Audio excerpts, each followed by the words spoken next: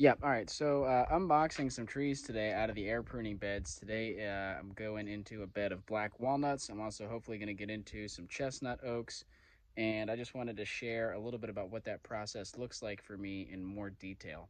So I took some footage as I was unboxing that I'll kind of narrate over. I wasn't really talking while I was doing it. I just wanted to get that part done and kind of focus on what I was doing with my hands. But now that that part's done, I can talk a little bit more about what comes next.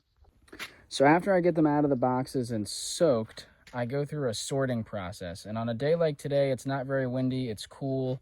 They were just soaking for about 5 or 10 minutes. I can have them out in the air for a little bit without any issues. I wouldn't want to leave them in the sun like this for much longer than a few minutes while I'm sorting, but they're totally okay. You know, I can be kind of relaxed while I'm doing this. And what I do is I like to go through and sort different trees. I don't always sort the same way. For these black walnuts, I'm doing 4 different grades. Okay, so this is what I'm going to call the top grade, grade A, whatever. And this is the largest and the healthiest of the trees. So you can see we have a really thick taproot. It goes very deep. The trunk is tall. There's no issues with disease or damage. There's a lot of good branching root structure. These are the trees that I feel happy providing to paying customers through the nursery. These are, my top grade trees. Then I have the second grade. I don't know what you want to call this, grade B or 2 or whatever. These are trees that are still certainly field ready, certainly good transplantable trees. They have healthy root systems, no disease issues.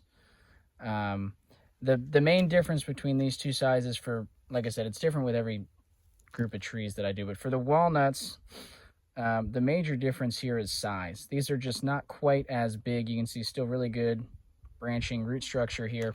They're just not quite, the roots are not quite as thick as this grade. And so depending on how sales are, I might sell these at a lower rate to customers, or like I said, depending on demand, these might just get donated or planted out in the landscape here.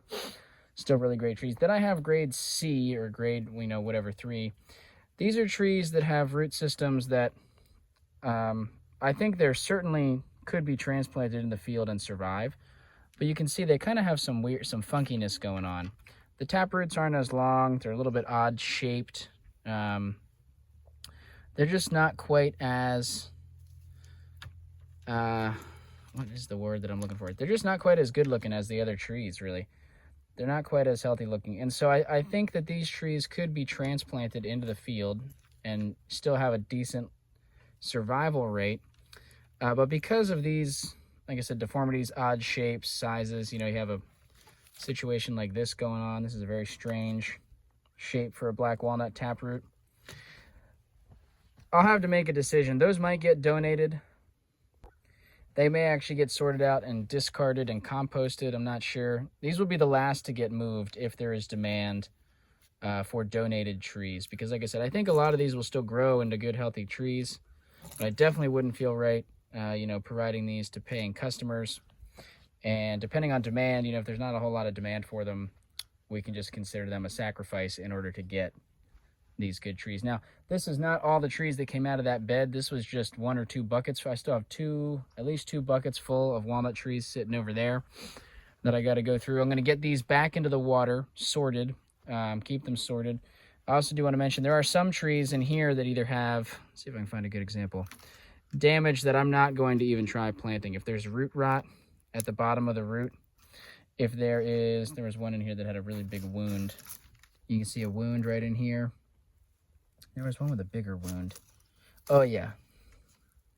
I'm not sure what happened. Something gnawed on this, or somehow this part of the tree got damaged. And again, that might heal, but with so many walnut trees, I think it's better to just err on the side of caution. I'm going to just compost these, offer them as a sacrifice, in order to get the good trees that I want. So that's a little bit of thoughts on grading the trees after I pull them out of the beds. And next I'm going to get them healed in. Some of these are actually getting shipped out today, but most of them are going to get healed in to pots or in the ground for winter storage.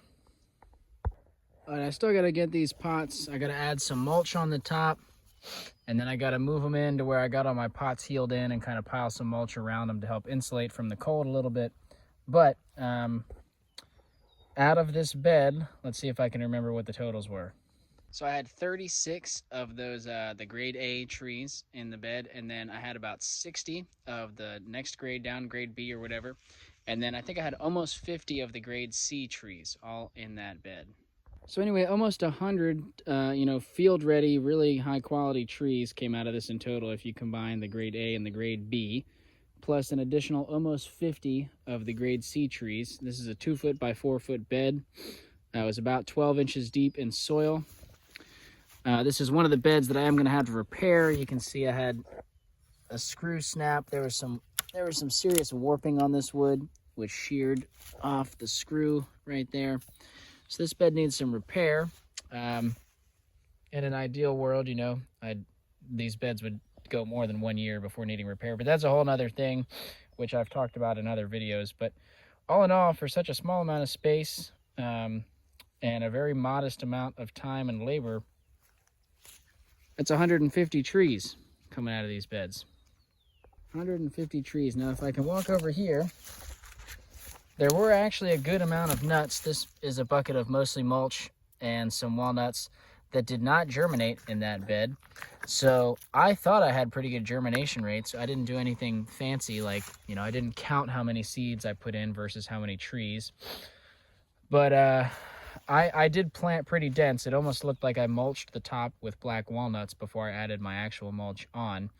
And as you can see, the trees were pretty dense in there. I definitely would not have wanted them any denser. I actually would have preferred maybe a little bit less dense. We would have probably gotten more percentage of large trees. But anyway, I will probably sow these again. They have some heft to them. I haven't float tested these, but my gut is telling me a good amount of these might still be viable and just have waited. They might have had a double dormancy going on. Sometimes seeds do that, where they'll wake up in subsequent years. They won't wake up the first season that you plant them. So we'll play around with that. I might just direct sow them out in the field here, see if any of them pop up that way, or I might put them in a bed, who knows. But just something to take note of here with the black walnuts. So yeah, unboxing. Still got 2 more beds to unbox here, and we're pretty much wrapped up for the season. Chestnut oak here, a mix of chestnut and white oak there in that bed. And then we'll be done. And then I do have some in the ground beds that I still need to dig up. But yeah, as we approach the winter solstice here, the end of the season, getting all the boxes unwrapped. Like this was the, black walnut was the example I chose to record, but it's pretty similar throughout all of the types of trees and the beds. I guess, the roots look a little bit different from different trees. Black walnuts definitely form the biggest, thickest taproot of all the species that I grow. But the oaks still form a big taproot. Some species, like there was Osage orange in this bed, they don't form as much of a taproot. They have a lot more horizontal rootage going on there. So the roots look a little different, and I don't always grade into 3 classes. Sometimes if I'm in a rush, I just take them all out of the bed and grade them out later, or sometimes it'll just be big and small instead of big, little, small, or big, medium, small, whatever. So there's some nuances and differences between species, but that's a basic look at what emptying the beds looks like. I guess one other thing worth mentioning is, if the bed did not need repair, I probably would try to leave a lot of the soil in there. What I did here is I was scooping soil out, using it to heal the trees in, and I was not caring if I was prying real hard on this, because this was already broken. If the bed was in good shape, I would definitely try to be more careful and not put any strain and flex on the wood. And I might, this is can go either way, I might consider leaving more soil in the bed, because if I'm not going to take it apart and repair it, I'm just going to fill it back up with soil anyway. So I do need loose soil to heal the trees in, and it's just convenient that this is right here.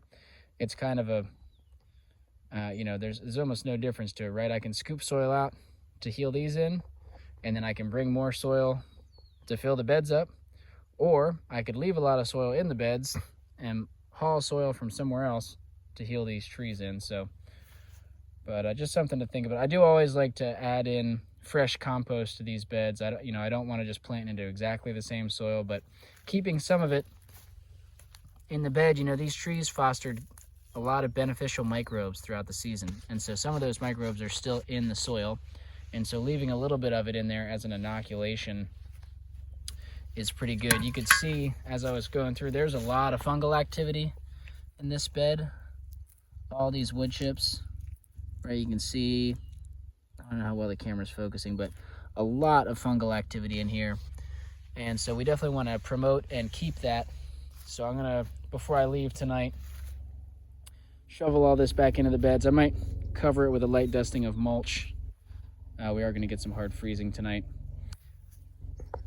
It's just like compost handling. In an ideal world, you're always going to keep your compost pile covered with some sort of mulch to prevent evaporation and damage from the sun and compaction from rain and all that. Keep the moisture where you want it to be, protected from freezing too hard.